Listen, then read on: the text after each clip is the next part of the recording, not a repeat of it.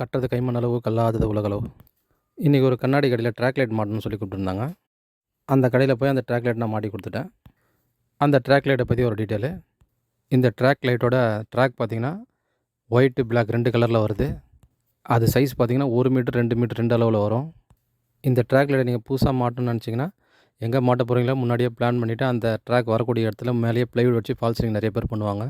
அப்படி இல்லைன்னா எங்கே ட்ராக் லைட் வருதோ அந்த இடத்துல நேராக சேனல் வைப்பாங்க. அந்த சேனலில் நேராக ஸ்க்ரூ பண்ணிவிடுவோம். நான் மாட்டின இந்த கடையில் பார்த்திங்கன்னா முதலே ஃபால் சீலிங் பண்ணியிருக்கு.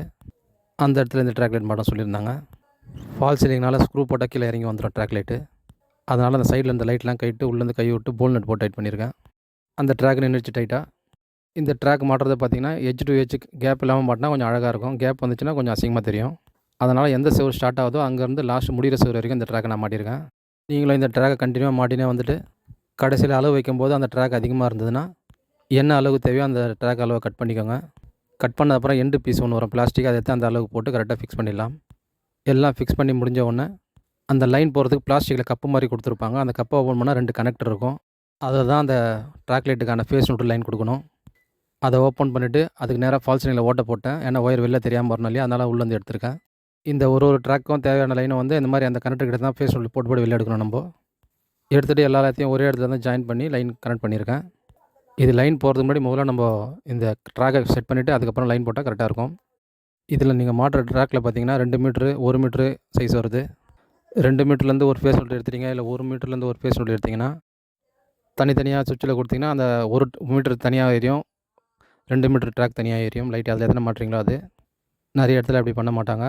எல்லா லைனையும் ஒன்றா எடுத்து ஒரே சுவிட்சு போட்டோன்னே மொத்த லைட் எரியிற மாதிரி தான் போடுவாங்க. இந்த ட்ராக் லைட் செட்டிங்கில் பார்த்தீங்கன்னா இந்த ட்ராக் மாட்டுறது தான் பெரிய வேலையே. இந்த ட்ராக் லைட் நம்ம மாட்டி விட்டோம்னா வேலையே முடிஞ்ச மாதிரி.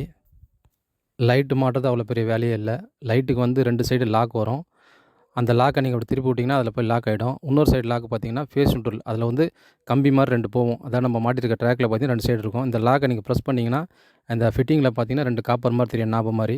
நீங்கள் ப்ரெஸ் பண்ணும்போது அது போய் ஃபேஸ் நியூட்ரல் 2லேயும் டச் ஆகும். டச் ஆனால் அந்த லைட் எரியும். அதனால் ட்ராக் லைட் மாட்டுறது விஷயமே இல்லை. ட்ராக் லைட் யாருன்னா நீங்கள் கூட வாங்கி மாட்டிக்கலாம். எலக்ட்ரிஷியனை கூட ஃபஸ்ட்டு நீங்கள் இந்த ட்ராக்கை ஃபுல்லாக செட் பண்ணி வச்சிட்டிங்கன்னா அதுக்கப்புறம் அந்த லாக் வந்து வெறும் நீங்கள் அப்படி மேலே ப்ரெஸ் பண்ணி பிடிச்சிட்டு 2 சைடு இந்த ஃப்ரண்ட்டு பேக் 2 சைடு லாக் பண்ணிங்கன்னா லாக் ஆகிட்டு லைட்டு எரியும். இப்போ ஃபுல்லாக எல்இடியில் வருது இந்த ட்ராக் லைட்டு. இதே லைட்டு பழைய மாடல் பார்த்திங்கன்னா 70 வாட்ஸில் வந்திருந்தது பல்ப் டைப்பில். உங்கள் கடைக்கும் தேவைப்படாத லைட்டை வாங்கி செட் பண்ணி பாருங்கள். தேங்க்யூ. இந்த மாதிரி எலக்ட்ரிக்கல் மெசேஜை பற்றி தெரிஞ்சுக்கிறதுக்கு என்னோடய சேனலை சப்ஸ்கிரைப்